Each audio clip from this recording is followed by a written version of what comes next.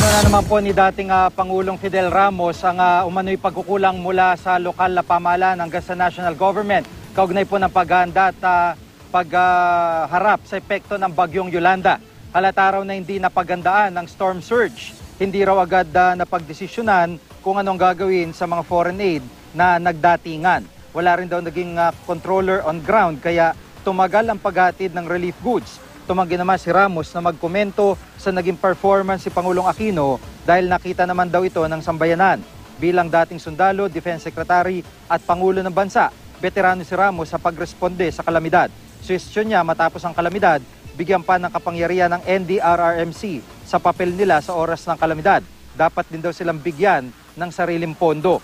Ang ating disaster response naman dapat mas maging tutok sa human security. Isang komisyon din daw ang dapat buuin para sa rebuilding.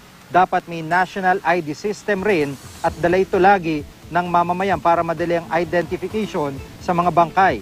Bukod sa mga bahay, dapat ding patibay ng mga evacuation center. Importante ring mabigyan ng pangmatagalang kabuhayan ang mga nasalanta. Git naman ng palasyo, ginawa nilang nararapat para pagandaan ng bagyo at harapin ang pinsalang iniwan ito.